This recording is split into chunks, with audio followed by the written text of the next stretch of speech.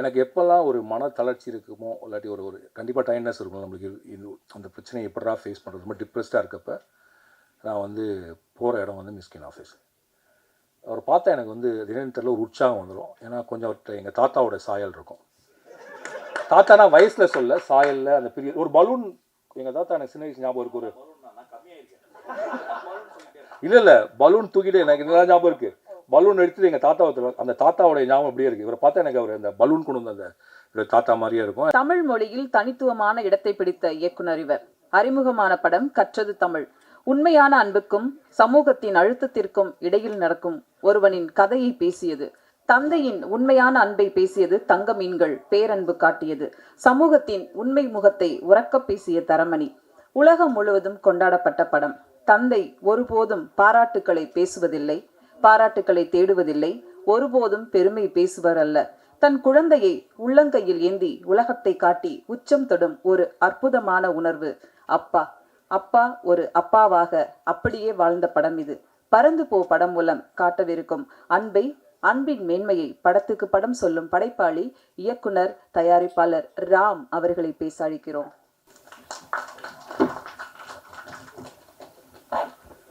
அனைவருக்கும் வணக்கம்.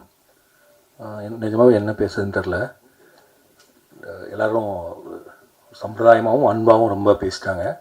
நிறைய போய் சொல்கிற ஒருத்தர் தான் நான். மேபி மாரி செல்வராஜ்கிட்ட சொல்லியிருக்க மாட்டேன்னு நினைக்கிறேன். இந்த எல்லா ஃப்ளாவும் உள்ள, எல்லா குறைகளும் உள்ள ஒரு சாதாரண ஒரு ஹியூமன் பீயிங் தான் நான். ஸோ 10 அசிஸ்டன்ட் ரைட்டர்ஸ் பிடிச்சின்னா 2 அசிஸ்டன்ட் பிடிக்காமல் இருக்கிறதுக்கும் வாய்ப்பு இருக்குது. இப்படி எல்லாத்துக்கும் ஒருத்தர் எப்படி நல்லவராக இருக்க முடியும்? அப்படிப்பட்ட ஒருத்தர் தான் நான். அண்ட் இந்த படத்தில் இன்றைக்கி ஒரு பாடலை முதல்ல ரிலீஸ் பண்ணலாம். முதல்ல யுவன் ஃபேன்ஸ்க்கு ஒன்று சொல்லிக்கணும்னு நான் நினைக்கிறேன். எனக்கு ஏகப்பட்ட கெட்ட வார்த்தையில் டெய்லி மெசேஜ் வந்துகிட்டே இருக்குது.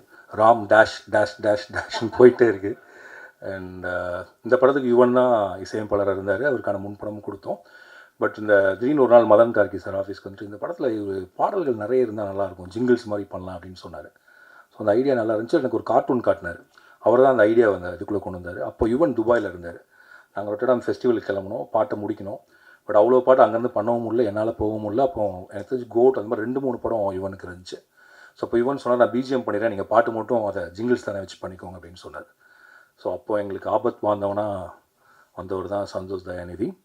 அண்ட் அவர் வந்து எனக்கு வந்து ஆனந்த யாழை மாதிரி ஒரு பாட்டு கொடுங்கலாம் கேட்காம, இந்த கதைக்கு என்ன பாட்டு அதை நான் பண்ணுறேன் எனக்கு அப்படின்னு சொல்லி தான் நம்ம என்ன கொடுத்தோமோ அதை பண்ணி கொடுத்தாரு. ரொம்ப நன்றி Santhosh. And of course Yuvan fan, நானும் யுவனோட ஃபேன் தான். யுவனை மிஸ் பண்ணுறேன். யுவனுக்கு எனக்கு எந்த கான்ஃப்ளிக்ட்டும் இல்லை. இந்த படத்தில் யுவன் தான் பாட்டு பண்ணலே தவிர நான் பாட்டு பண்ண வேணான்னு சொல்ல. ஏன்னா யுவனுக்கு டைம் இல்லை. ஓகே, அதனால் இனிமேல் இந்த டேஷ்லாம் தூக்கினீங்கன்னா நல்லாயிருக்கும். இது ஒன்று. அண்ட் ரெண்டாவது, இந்த படத்தில் எனக்கு இந்த டேடி ரொம்ப பாவம் எனக்கு ரொம்ப பிடிச்ச பாட்டு. ஏன்னா அது வந்து கிட்டத்தட்ட எனக்கு எங்கள் அப்பாவை தோணும். ஏன்னா எங்கள் அப்பா சொல்லிட்டு இருப்பார், அவரோட ஃப்ரெண்ட்ஸ்லாம் கேட்பான் போல இருக்குது, தங்க மீன்கள் அதெல்லாம் பார்த்துட்டு, ஏன்ப்பா இவ்வளோ மோசமான அப்பாவா நீ, இவ்வளோ கடுமையாக நடந்திருக்கேன்னு சொல்லி. இந்த படமும் பார்த்துட்டு இருக்கப்போ பார்த்துட்டே இருந்தேன் நான். இந்த பாலாஜி சக்திவேல் ஷாட் வர்றப்ப இதுலேயும் ஏன்டா இப்படி காட்டியிருக்கேன் அந்த அப்பாவுன்னு கேட்டார். ஏன்னா எங்கள் அப்பா என்னை எதுவும் திட்டினதில்லை, அடித்ததில்லை, ஏன்னு கேள்வி கேட்டதில்லை. நான் என்ன சொல்கிறேனோ அதை பண்ணி கொடுத்துருவேன் அப்பா. ஸோ அவருக்கு நான் வந்து actually I should say sorry to him. ஆக்சுவலாக எங்கள் அப்பா உண்மையாகவே பாவம் தான், டேடி ரொம்ப பாவம். அண்ட் இந்த பாட்டு அந்த விதத்தில் எனக்கு எமோஷ்னலாக கனெக்டட். அப்போ தான் நான் புரிஞ்சுட்டு, ஒரு ஃபிலிம் மேக்கர் பண்ணக்கூடிய படம் நீங்கள் கொஞ்சம் குடும்ப உறவுகள் இதெல்லாம் பண்ணால் அவங்க குடும்பத்தில் இருக்கவங்களை பயங்கரமாக அது ரிஃப்ளெக்ட் பண்ணுது. பார்க்குறவங்களாம் என் தங்கச்சியை பார்த்து, நீ தானே அந்த தங்கச்சி, என் தங்கச்சி ஏன்டா டே என்ன போய் இவ்வளோ டார்ச்சர் பண்ணி. ஸோ இந்த படத்தில் இந்த டேடி ரொம்ப பாவம். இன்னொரு விதத்தில் யோசிச்சு பார்த்தா நானுமே ஒரு டேடி, நானும் பாவம் தான். ஆக்சுவலாக நான் எங்கள் அப்பாவை எவ்வளோ டார்ச்சர் பண்ணோம் அப்படி தான் என் பையன் பண்ணிகிட்ருக்கான். ஸோ அஃப்கோர்ஸ் டேடி இஸ் ரொம்ப பாவம். அப்புறம் ஆல் அப்பாஸ் ஆர் லையர்ஸ். இந்த லையர்ஸுங்கிறது வந்து பெரும் பொய்கள் சொல்கிறவங்க இல்லை. கண்டிப்பாக 24 மணி நேரம் குழந்தைகள்கிட்ட உண்மை சொல்லிட்டு இருக்க முடியாது. குழந்தைங்க கேட்குற எல்லாத்தையும் செய்ய முடியாது. So there be lies, sweet lies இருக்க தான் செய்யும். அந்த இடத்துல வரக்கூடிய ஒன்று தான் ஆல் அப்பாஸ் ஆர் லையர்ஸ். அப்புறம் இந்த படம் வந்து எளிமையாக எடுக்கப்பட்டிருந்தாலும் அதற்கான பொருட்செலவோட ஒரு விரிவான ஒரு படமாக தான் எடுத்திருக்கோம். இந்த படத்தை என்ன சொல்கிறது, தயாரிப்பதற்கு காரணமானது தயாரித்து கொடுத்த ஜியோ ஹாட்ஸ்டார். இது ஆரம்பிக்கிறப்ப டிஸ்னி ஹாட்ஸ்டார், இப்போ ஜியோ ஹாட்ஸ்டார். அண்ட் ஆமாம், நான் பிரதீப் சார் சொன்ன மாதிரி கிட்டத்தட்ட டெய்லி போவோம், கதை சொல்லுவோம், அப்புறம் வேணான்னு நான் சொல்லிட்டு வந்துடுவேன். அண்ட் ஆக்சுவலாக நான் பிரதீப் சாரை மீட் பண்ணது படம் பண்ணுறதுக்காக மீட் பண்ணல. நரன் வந்து என்னோடய ஃப்ரெண்டு.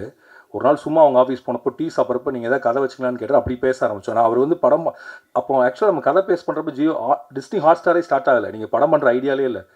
ஐ திங்க் அதுக்கப்புறம் தான் டிஸ்னி ஹாட்ஸ்டாரே ஸ்டார்ட் ஆச்சுன்னு நான் நினைக்கிறேன். ஸோ அப்போ அப்படியே பேசி அப்புறம் திடீர்னு ஒரு நாள் லாக்டவுன் அப்போ இந்த கதையை நான் சொன்னேன். அப்போ குட்டி சார் வந்து ஒரு ஜூம் காலில் தான் கேட்டார். 2-3 கதை சொன்னேன்னு நினைக்கிறேன். குட்டி சார் வந்து இந்த கதை பண்ணுவோம் அப்படின்னு சொன்னார். மேபி அவர் எதுக்கு செலக்ட் பண்ணார் இன்றைக்கி தான் எனக்கு தெரியுது. ஏன்னா அவரும் ஒரு அப்பாவா ஒரு சின்ன கில்ட்டியோடு இருக்காருன்னு நினைக்கிறேன், நிறைய டைம் ஸ்பெண்ட் பண்ண முடியலன்னு நினைக்கிறேன். ஸோ ஏதோ ஒரு விதத்தில் நிறைய அப்பாக்களுக்கு இந்த படம் பிடிச்சனால, எல்லாருமே அப்பாக்களாக இருந்தனால, but Pradeep sir is bachelor, but இருந்தாலும்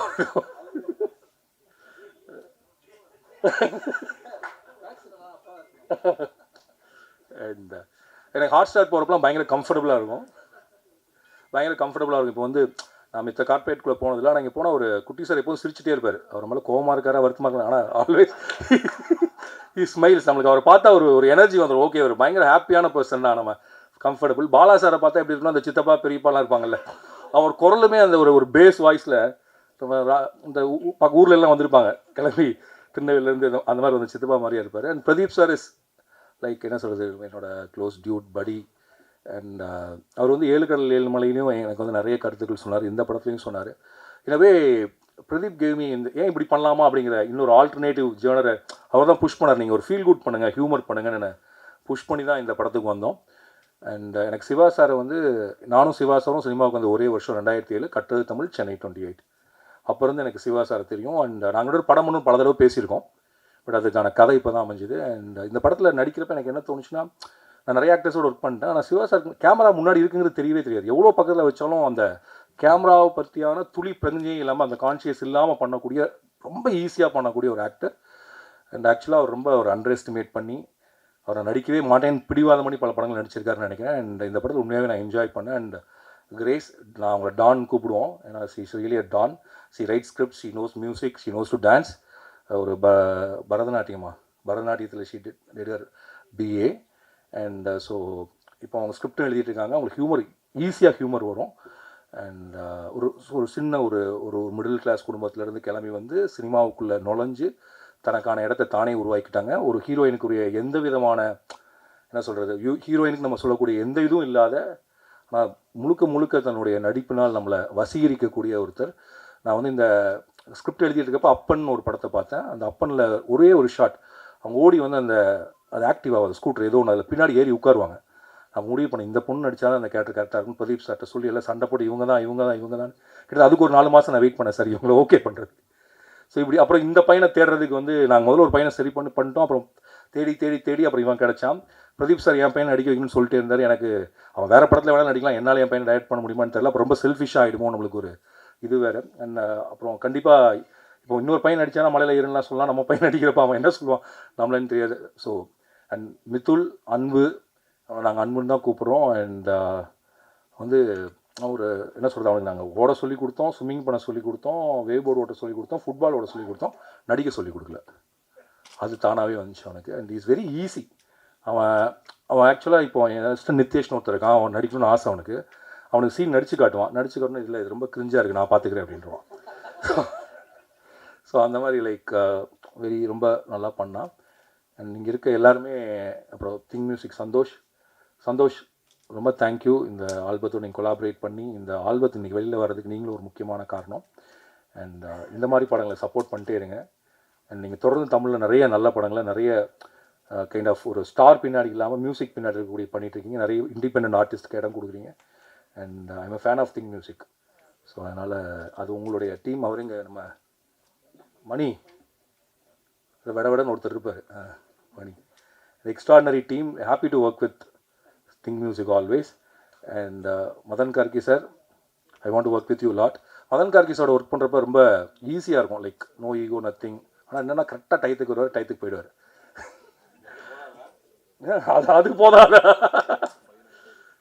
ஏன்னா பிகாஸ் ஈ ரன்ஸ் ஒரு அது சரி, அதை வரைய சொல்லுவார் நினைக்கிறேன். Is doing a dream project. So அதுக்காக வேலை பார்த்துட்டு இருக்காரு. அதுக்கு நடுவில் வந்து, ஆனால் அதுக்கு நடுவில் நான் டார்ச்சர் பண்ணி இப்போ டெய்லி ஒரு பாட்டு மாற்றிட்டே இருக்கேன், லிரிக்ஸை, இதை மாற்றி கொடுங்க சார், அதை மாற்றி கொடுங்க சார்னு சொல்லிட்டு. Thanks Madan sir.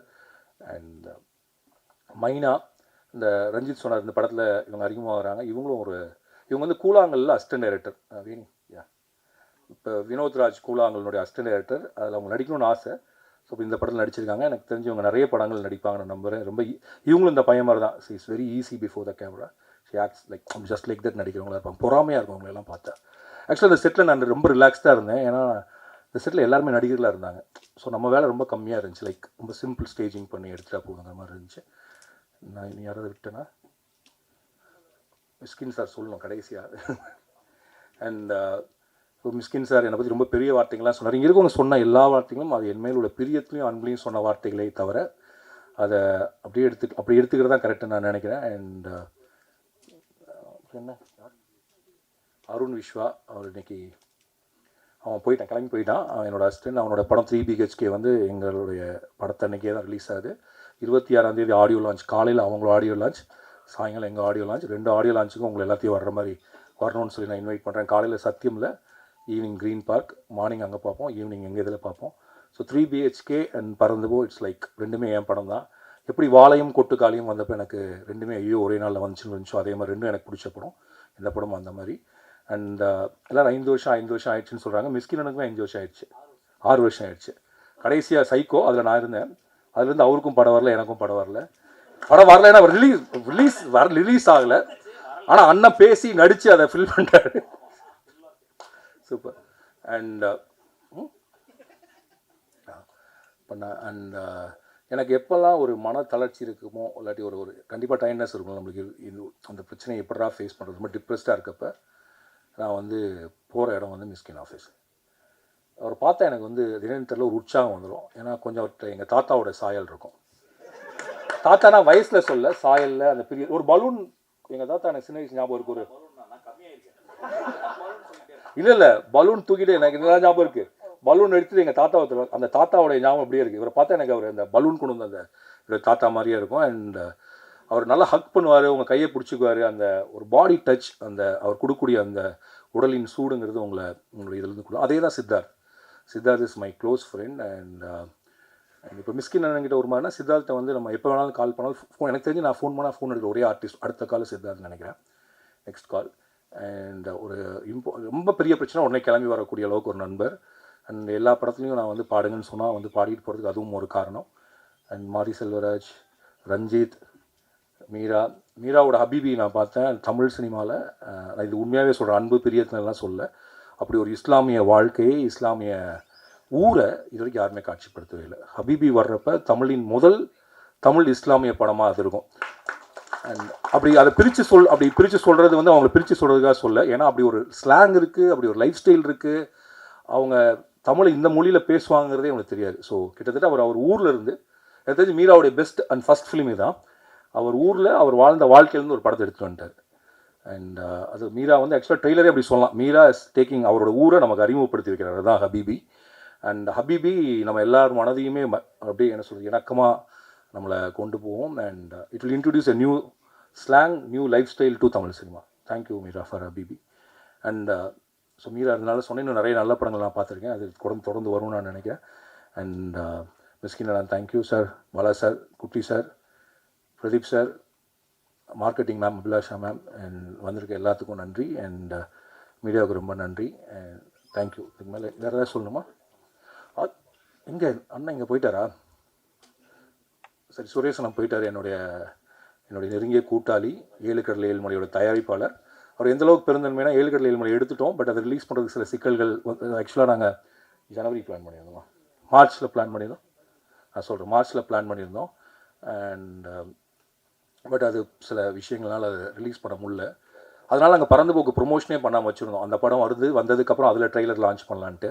ஸோ பறந்து போன்னு ஒரு படம் எடுத்துருக்கேங்கிறத வெளில சொல்லாமல் வச்சுருந்தோம். அப்புறம் அண்ணன் சொன்னார், மார்ச் என்னால் முடியல, நீங்கள் பறந்து போ கொண்டு வாங்க, அப்புறம் நான் வரேன் அப்படின்னு சொன்னார். இதை எல்லா ப்ரொடியூசரும் சொல்லுவாங்களான்னு எனக்கு தெரியல. ஒரு பிரதராக, நண்பராக, ஒரு கூட்டாளியாக இருக்கிறனால அது சொன்னார். அவருக்கு ரொம்ப நன்றி. அண்ட் அதுக்கப்புறம் இந்த படத்தினுடைய எடிட்டர் முதல்ல பேசினார், VS மதி. அவர் டைரக்டராகவும் வந்தான். எங்கூட வந்து பேரன்பு வந்து சூரிய பிரதமன் தான் எடிட்டர், வாழைக்கும் சூரிய பிரதமன் தான் எடிட்டர். அவனும் என் அசிஸ்டன்ட் தான். அவன் கடைசியில் டைம் இல்லாதப்போ செல்வத்தில் ஃபோன் பண்ணிட்டு, எனக்கு யாராவது ஒருத்தர் வேணும், இந்த ஏதோ ஒரு கியூபுக்கு கொண்டு போனுங்கிறப்போ ஒரு பையன் இருக்கா சார் அனுப்பி விட்டான். அப்போ மதி வந்தான். அன்னையிலேருந்து இன்றைக்கி வரைக்கும் என் கூடயே தான் இருந்துகிட்ருக்கான். அவனுக்கு கல்யாணம் ஆகிடுச்சு. முதல்ல அவங்க அப்பா கேட்டார் எப்போ சார் படம் வரும்னு. அப்புறம் அவங்க அம்மா கேட்டாங்க, இப்போ அவங்க மாமனார் கேட்டாங்க, அப்புறம் உங்கள் ஒய்ஃப் கேட்டாங்க. படம் வருது, உங்கள் அப்பாட்ட சொல்லிடுங்க, ஜூலை 4 அவர் மருமகன் எடிட் பண்ண படம் வருது. மதி தேங்க்யூ. மதி இல்லாமல் லைக் இந்த 4 வருடங்கள் தாண்டி இருக்காரு. மதி தான் லைக் இந்த படத்துடைய கிட்டத்தட்ட இன்றைக்கி நைட் ஃபுல்லாக தூங்கலை. ஏன்னா இங்கே ரிலீஸ் பண்ணதுக்கு எல்லாத்தையும் தான் ரெடி பண்ணோம். அதனால தான் கண்ணு வந்திருக்கு, மற்றபடி வேறு எதுவும் இல்லை. அந்த மாதிரி thank you. And cameraman sir Ekambaram sir. And Ekambaram sir இன்றைக்கி இல்லை, ஷூட்டில் இருக்கார். வழக்கம் போல் எல்லா கேமராமேன் பிஸியாக இருக்க மாதிரி தான் அவரும் இருக்கார். அதனால் கலர்லாம் நம்மளே பண்ணிக்கிறோம் டிஐலாம். அப்புறம் இந்த படத்தை ஜூலை 4 திரைக்கு கொண்டு வரக்கூடிய ரோமியோ பிக்சர்ஸ் மிஸ்டர் ராகுல், அவருக்கு படம் ரொம்ப பிடிச்சிருந்துச்சு. இது வரைக்கும் என் படத்துக்கு வந்து ஒரு பெரிய ரிலீஸ் அப்படிங்கிறது கஷ்டப்பட்டே இருப்பேன். ஃபஸ்ட் டைம் என் கூட ஒரு கரெக்டாக ரிலீஸ் பண்ணக்கூடிய ஒருத்தர் கிடச்சிருக்காரு. And I hope you will take the proper theatres, will come to the proper screen நம்புகிறேன். அண்ட் அவர் அது மட்டும் இல்லாமல் அவர் இந்த படத்தை பார்த்துட்டு கொடுத்த வேர்ட்ஸ், அவர் கொடுத்த சப்போர்ட், அதுக்காக அவர் எடுத்துக்கிட்ட அந்த எக்ஸ்ட்ரா எஃபர்ட், அது எங்கள் எல்லாத்துக்குமே ஒரு புதிய உணர்ச்சியை கொடுத்துச்சு. அண்ட் இதுக்கெல்லாம் தாண்டி இந்த படத்தினுடைய மிக முக்கியமான இன்னொரு ப்ரொடியூசர், என் அஸ்டண்டோட friend mister GK press production. அவங்க 3 பிரதர்ஸ், அவங்க 3 பேர் தான் இந்த படத்தை தியேட்டருக்கு கொண்டு வராங்க. அவங்களுக்கு என்னுடைய நன்றி. அண்ட் இதெல்லாம் தாண்டி நான் எதாவது சொல்ல தான் மன்னிச்சுக்கோங்க. அதோட முக்கியமாக அஞ்சலி வரப்போ அஞ்சலி சொல்லிக்கலாம். தங்க மீன்கள்லேருந்து என்னுடைய படத்தில் உதவி இயக்குனராகவும், இல்லை இந்த மாதிரி நிகழ்ச்சி நடக்கிறப்ப என் கூட வந்து நிற்கிற அமுதன் கருப்பையா, அஞ்சனா கிருஷ்ணகுமார், அண்ட் அதுக்கப்புறம் இந்த படத்தில் வேலை பார்த்த என்னுடைய எல்லா அசிஸ்டன்ட்ஸ் அனைவருக்கும் நன்றி. நன்றி, வணக்கம். ஃபோட்டோ எடுக்கணும். தேங்க்யூ. ஒரு நல்ல அழகான மாலையில் அழகான படத்தை கொடுத்த பரந்தோட நான் இப்படி திரும்பி பார்க்கலாண்ணா, சாரிண்ணா. ஐயோ, அதான் சொல்லிட்டு இருந்தீங்க, நான் உங்களை பார்க்கல, நான் இங்கே இருட்டில். யாருண்ணா? உங்களுக்கு எனக்கா? தானு சார் எனக்கு தரமணிக்கு அப்புறம் சுரேஷ் அண்ணா அறிமுகப்படுத்தி தான் தானு அறிமுகம். அவர் வந்து நான் சில சமயங்கள் ஒன்று தோணும் நம்மளுக்கு வந்து, இவர்கிட்ட வந்து நான் 6 கதை சொல்லியிருப்பேன், அவங்கள்ட்ட சொல்லியிருப்பேன். இல்லை, அவரும் முயற்சி பண்ணார், என் கூட படம் ஒன்று எப்போது சொல்லிட்டே இருப்பார். பட் அது சரியாக அமைஞ்சு வரல. ஆக்சுவலாக இந்த நிகழ்ச்சிக்கு வந்து இன்றைக்கி தானே ஃபோன் பண்ணார், எங்கே இருக்க, ப்ரெஸ் மீட் வச்சுருக்கேன், நான் வரேனாரு. ஆனால் இல்லைனா அது ஆடியோ லான்ச்சில் சின்ன லெவலில் தான் வைக்கிறேன், அது எப்படி நான் இல்லாமல்னு சொல்லி அவரே கிளம்பி வந்தார். அந்த பிரியத்திற்கும் அன்பிற்கும் நம்பிக்கைக்கும் ரொம்ப நன்றி தான்.